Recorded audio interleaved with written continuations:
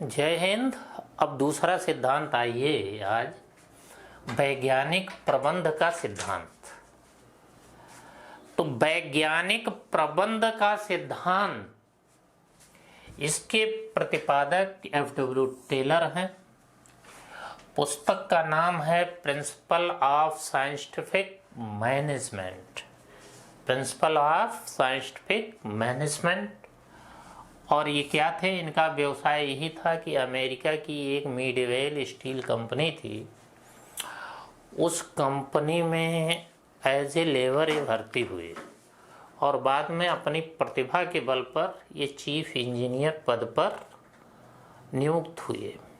ठीक है, तो कंपनी में काफ़ी दिनों तक रहे और चूँकि प्रतिभावान थे, इसलिए कंपनी में जो भी क्रियाकलाप, जो भी गतिविधियां होती थी, उसका सूक्ष्म निरीक्षण किया।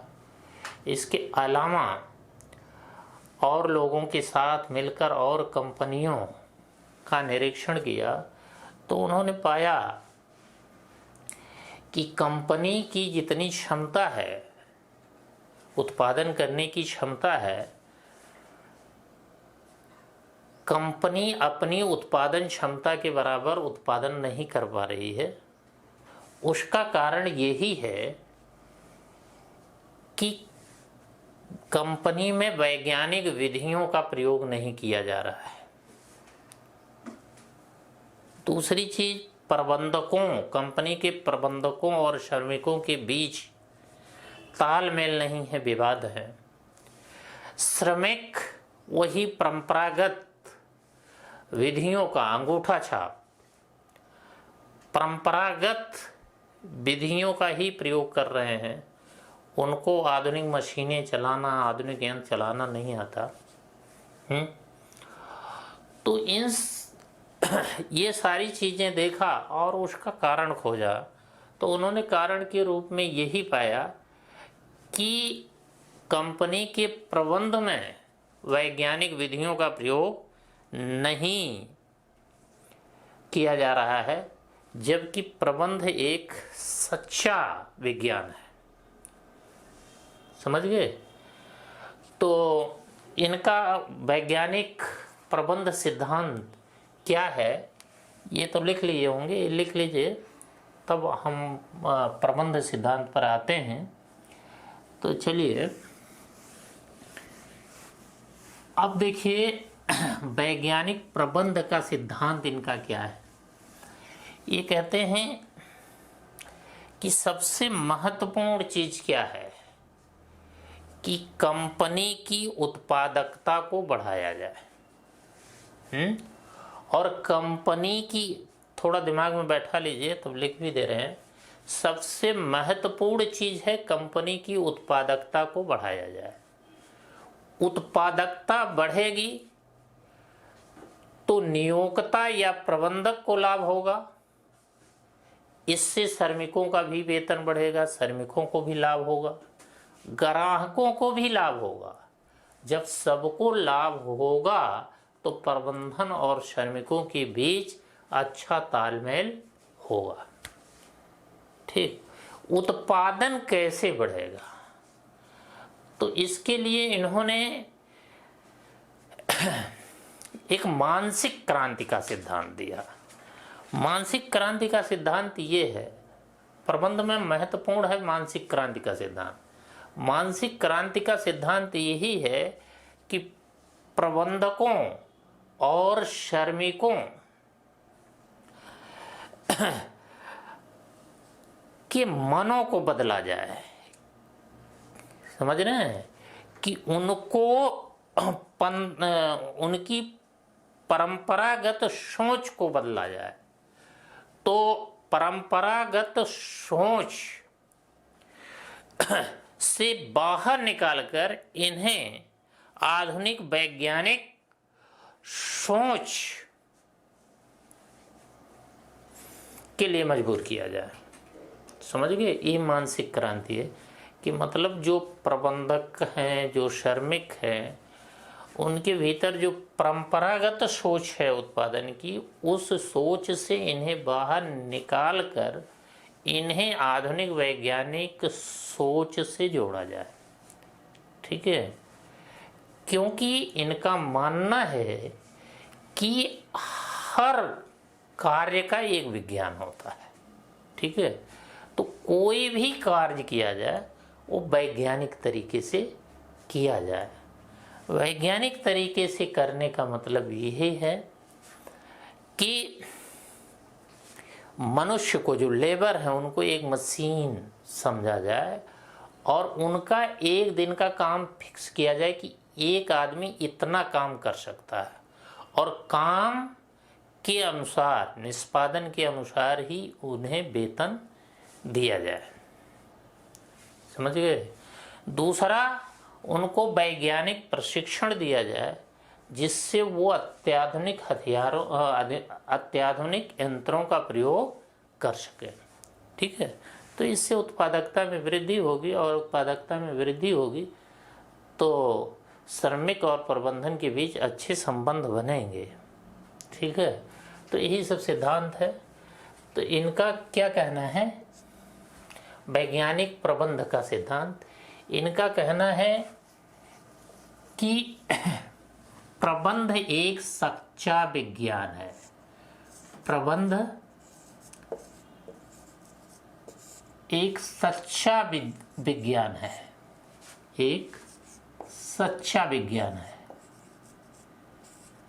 सच्चा विज्ञान है। ठीक है, विज्ञान है। वैज्ञानिक प्रबंधन करके कार्य की उत्पादकता को बढ़ाया जा सकता है। वैज्ञानिक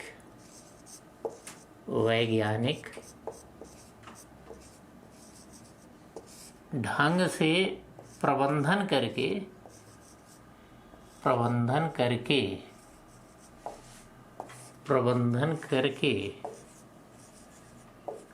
कार्य की उत्पादकता को बढ़ाया जा सकता है।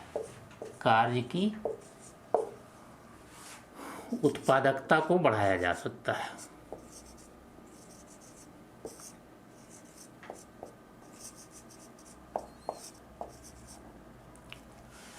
उत्पादकता को बढ़ाया जा सकता है।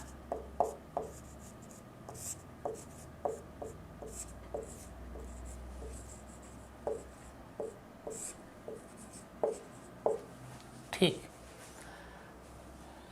दूसरी चीज, क्योंकि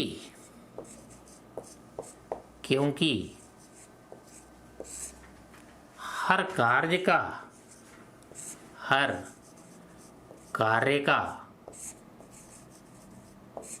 एक विज्ञान होता है।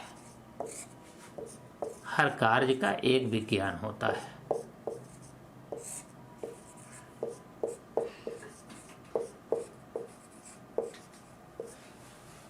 हर कार्य का एक विज्ञान होता है। अतः क्या है, प्रबंधकों और श्रमिकों में मानसिक क्रांति लानी होगी। अतः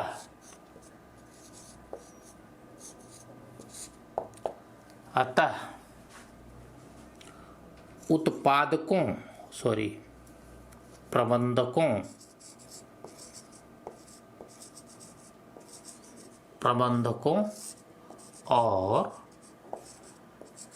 श्रमिकों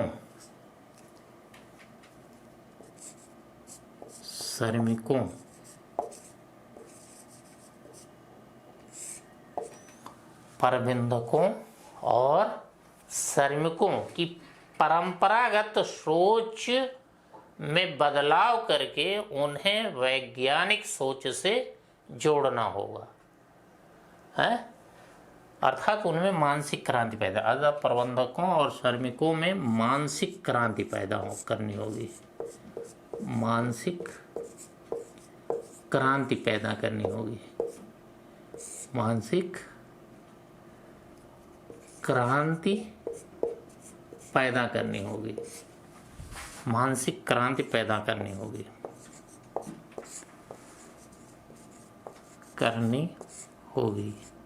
ये मानसिक क्रांति शब्द इंपॉर्टेंट है। मानसिक क्रांति पैदा करनी होगी, अर्थात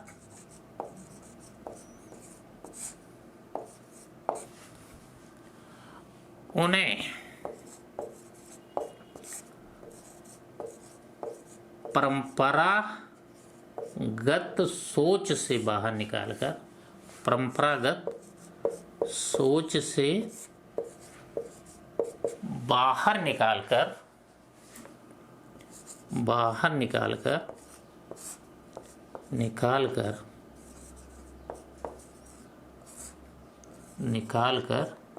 वैज्ञानिक सोच से जोड़ना होगा। वैज्ञानिक सोच से जोड़ना होगा।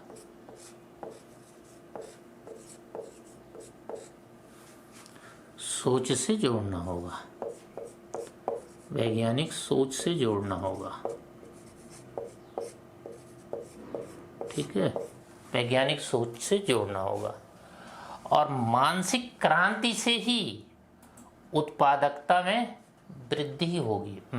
मानसिक क्रांति से ही वैज्ञानिक प्रबंधन संभव है, और वैज्ञानिक प्रबंधन से ही उत्पादकता में वृद्धि हो सकती है। हैं? मानसिक क्रांति से ही, मानसिक क्रांति से ही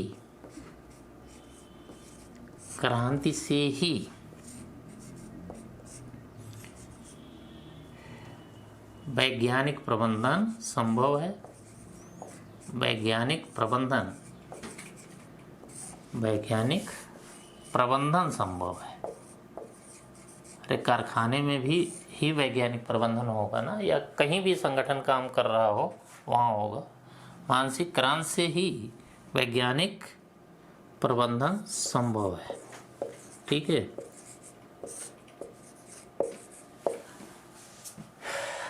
वैज्ञानिक प्रबंधन से ही उत्पादकता में वृद्धि हो सकती है। वैज्ञानिक प्रबंधन से ही वैज्ञानिक प्रबंधन से ही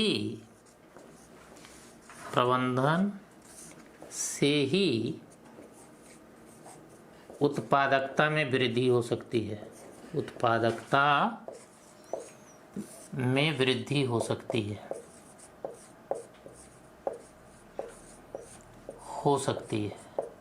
ठीक है, उत्पादकता में वृद्धि हो सकती है। अब उत्पादकता में वृद्धि से ही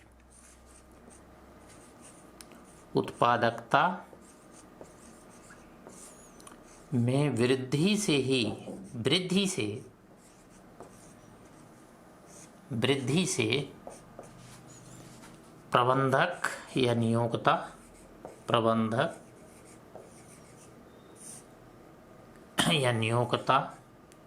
या नियोक्ता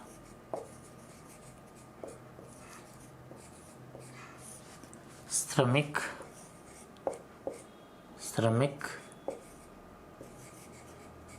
प्रबंधकों लिख दीजिए। प्रबंधकों या ब्रैकेट में नियोक्ता, श्रमिकों और ग्राहकों को लाभ होगा।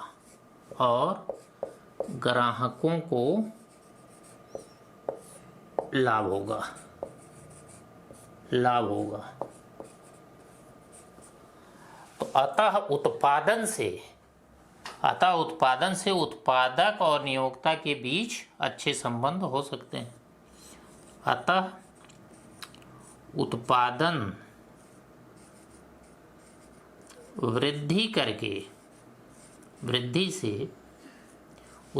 वृद्धि से नियोक्ताओं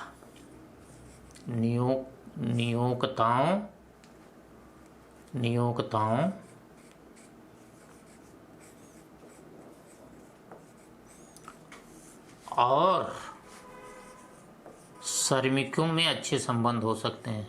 श्रमिकों में अच्छे संबंध हो सकते हैं। संबंध हो सकते हैं।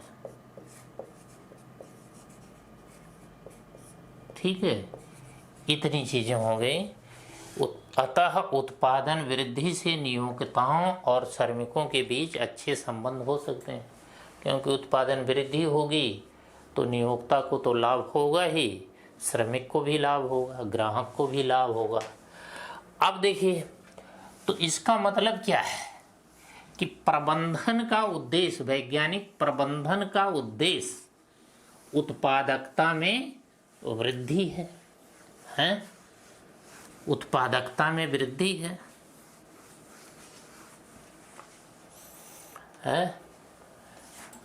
तो अतः वैज्ञानिक प्रबंधन का उद्देश्य, वैज्ञानिक प्रबंधन का उद्देश्य, प्रबंधन का उद्देश्य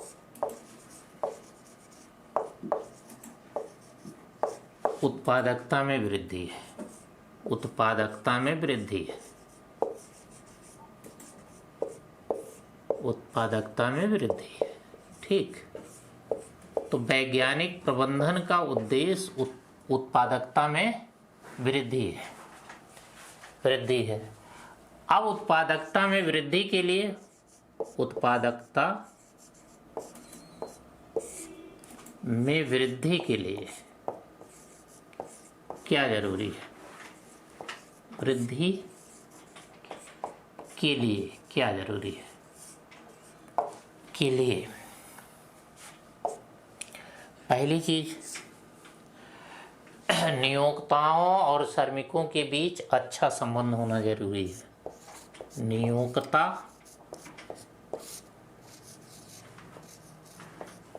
और श्रमिक के बीच अच्छा संबंध, और श्रमिक के बीच अच्छा संबंध होना जरूरी है।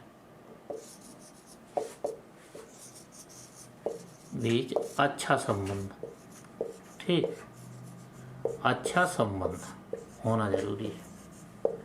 और ये संबंध कोई भावनात्मक संबंध नहीं है, ये वैज्ञानिक प्रबंधन पर ही संबंध आधारित होगा, कानूनों नियमों पर संबंध आधारित होगा।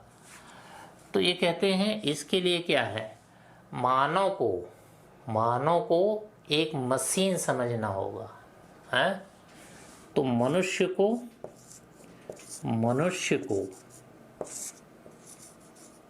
मशीन समझना होगा।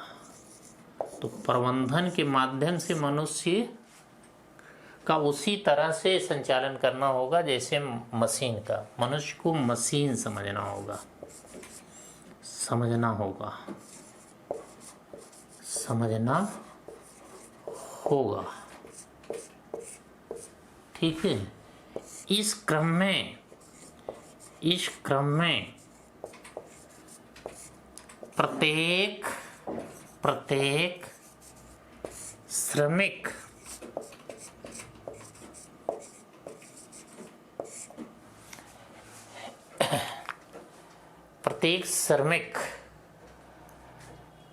की क्षमता क्या है, इसका आकलन करना होगा। इस क्रम में प्रत्येक श्रमिक एक दिन में कितना काम कर सकता है, कितना काम कर सकता है, इसका आकलन करना होगा, इसका आकलन करना होगा, आकलन करना होगा। जैसे मान लीजिए 18 घंटे की ड्यूटी है, 8 घंटे की ड्यूटी है, तो 8 घंटे में एक श्रमिक अधिकतम कितना काम कर सकता है, पहले ये देखिए, और उसी के आधार पर 8 घंटे की मजदूरी निर्धारित कीजिए। जैसे एक श्रमिक 8 घंटे में एक पूरी कमीज बना सकता है, तो 8 घंटे पूरी कमीज बनाने की मजदूरी आपने 100 रुपया फिक्स की, ठीक।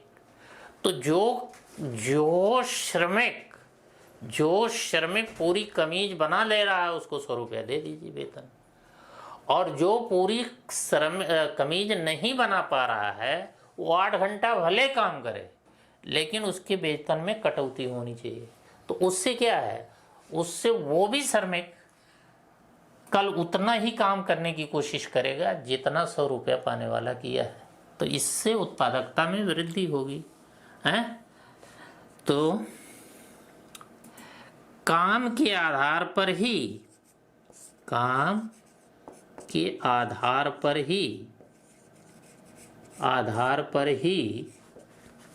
वेतन निर्धारित करना होगा,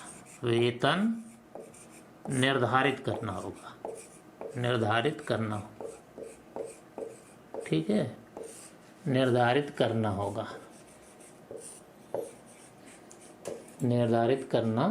होगा, ठीक है। काम के आधार पर ही वेतन निर्धारित करना होगा। तो इससे हो गया कि भाई 100 रुपया लेना है तो एक कमीज बनाओ, समझ गए। तो श्रमिक को भी कोई शिकायत नहीं होगी, भैया हम इतना काम किए इतना हमको मिल गया। तो संबंध अच्छे बने रहेंगे कि नहीं। और दूसरा, श्रमिकों को वैज्ञानिक प्रशिक्षण देना होगा जिससे वो यंत्रों का प्रयोग सही ढंग से कर सकें। श्रमिकों को वैज्ञानिक प्रशिक्षण देना होगा, प्रशिक्षण देना होगा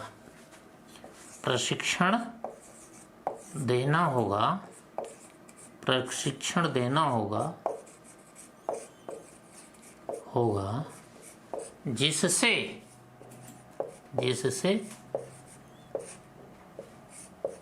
वे यंत्रों का प्रयोग कर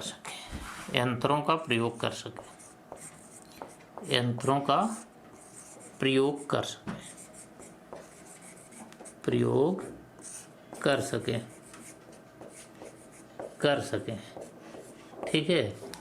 एक पॉइंट और देखें इसमें ज़रूरी है कि टेलर कहते हैं, जैसे फियोल हैं, उर्बिक हैं, ये सब कहते हैं कि किसी भी संगठन में आदेश की एकता जरूरी है। और आदेश की एकता तभी आएगी कि जब एक जगह से आदेश दिया जाए। तो ये कह रहे हैं कि नहीं, पद सोपान और आदेश की एकता से क्या होता है कि एक कर्मचारी का एक ही बॉस होता है। और जबकि किसी कर्मचारी को बहुपक्षीय निर्देशन की ज़रूरत होती है कि मान लीजिए जिस मशीन पर काम कर रहा है वो मशीन खराब हो गई है, तो अब प्रबंधक के कमरे में जाएगा कि भैया आप आदेश दें कि हम काम बंद करें, काम चालू करते रहें। नहीं, वो एक दूसरा सुपरवाइजर होगा, जो तकनीशियन होगा, वो हाँ उससे निर्देश प्राप्त करेगा कि बताइए अब क्या करें, कैसे मशीन का पुनः संचालन करें।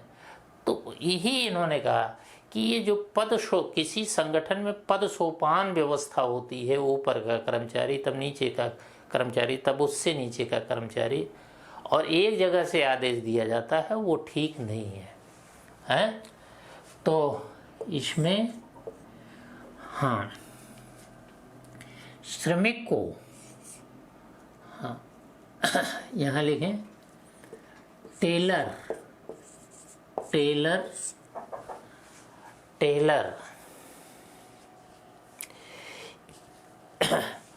पद सोपान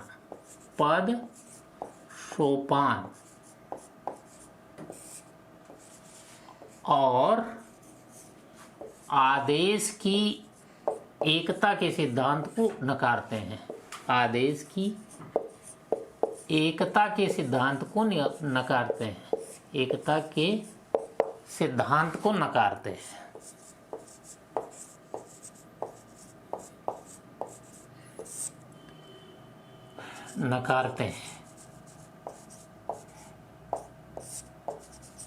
क्योंकि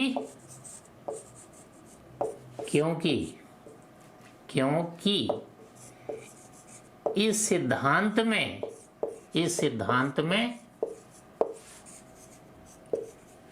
एक कर्मचारी का एक ही बॉस होता है। एक कर्मचारी का एक ही बॉस होता है। एक ही बॉस होता है। एक ही बॉस होता है। और जबकि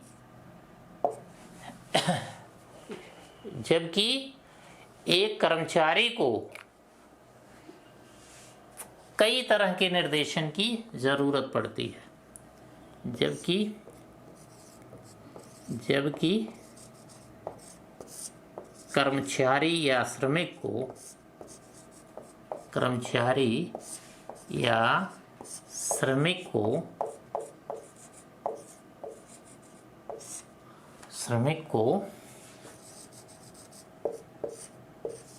कई तरह के पर्यवेक्षण या निर्देशन की जरूरत पड़ती है।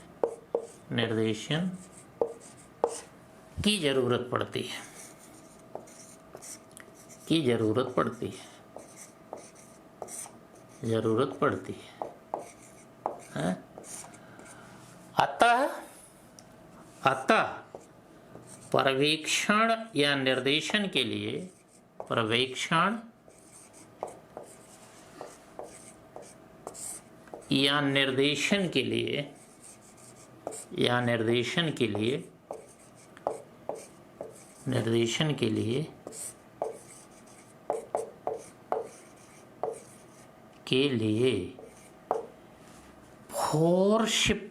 फोरमैनशिप व्यवस्था होनी चाहिए।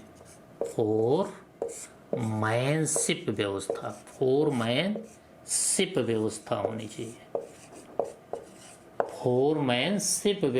होनी चाहिए। एक फोरमैन होना चाहिए। देखिए, फोरमैनशिप व्यवस्था होनी चाहिए। तो ये कहते हैं फोरमैनशिप व्यवस्था का मतलब ये कहते हैं कि 8 पर्यवेक्षक होना चाहिए। हाँ, 4 लोग योजना बनाएं, 8 फोरमैन होना चाहिए। मतलब पर्यवेक्षण करने वाले 8 लोग होने चाहिए। कर्मचारी के काम का पर्यवेक्षण करने वाले 8 लोग होने चाहिए। 4 फोरमैन योजना निर्माण के लिए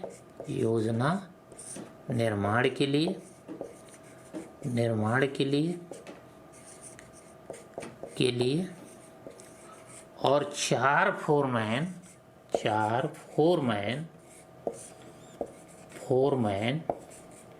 योजना कार्यान्वयन के लिए।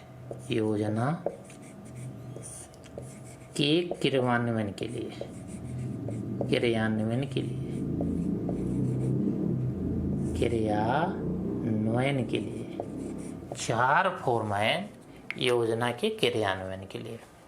ठीक, तो ये कह रहे हैं 4 फोरमैन योजना के क्रियान्वयन के लिए हों और 4 योजना निर्माण के लिए हों।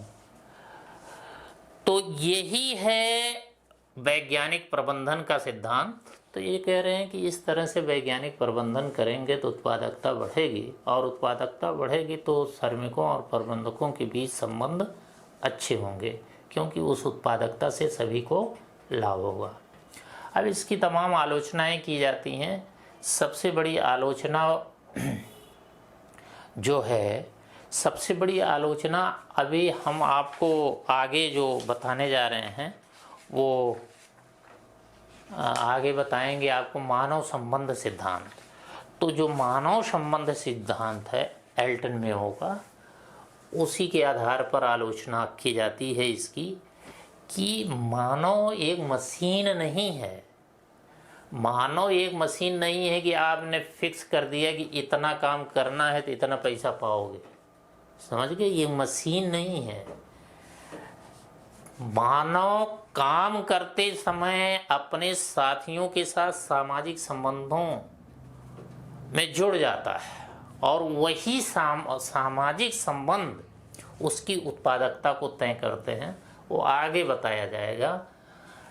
लेकिन यहाँ जो सबसे बड़ी आलोचना वही है कि ये मानव को मशीन बना देते हैं और उत्पादकता में सामाजिक संबंधों या मानवीय संबंधों या मूल्यों को कोई स्थान नहीं देते। तो टेलर का यही सिद्धांत है। तो इसमें आपको सबसे पहले यही याद करना है कि इनकी बुक कौन सी है। तो साइंटिफिक मैनेजमेंट वाली बुक है। इनके सिद्धांत जो है, सिद्धांत का जो नाम है scientific management, theory of scientific management, वही इनकी किताब का नाम है प्रिंसिपल ऑफ साइंटिफिक मैनेजमेंट। और ये अमेरिका की एक स्टील कंपनी में काम करते थे लेबर के रूप में, और फिर एक लेबर के रूप में काम करते थे और फिर ये इंजीनियर बन गए। ये इंजीनियर बन गए और इंजीनियर बन गए और बाद में क्या हुआ कि इन्होंने कहा कि भाई वो कंपनी जितना उत्पादन कर सकती है उतना उत्पादन नहीं कर पा रही थी, क्योंकि कंपनी में वैज्ञानिक प्रबंधन का अभाव था। अतः वैज्ञानिक प्रबंधन के लिए उन्होंने तमाम बातें कही कि अगर उत्पादकता में वृद्धि करनी है तो श्रमिकों को प्रशिक्षित किया जाए, और दूसरा श्रमिकों के यह तय किया जाए कि एक श्रमिक एक दिन में कितना काम कर सकता है, उसी के आधार पर उसकी मजदूरी तय की जाए, और जो नियंत्रण निर्देशन व्यवस्था हो किसी एक पर्यवेक्षक के हाथ में ना हो, किसी एक आदमी के हाथ में ना हो, उसके लिए फोरमैनशिप को अपनाया जाए। तो यहीं पर समाप्त करते हैं। धन्यवाद।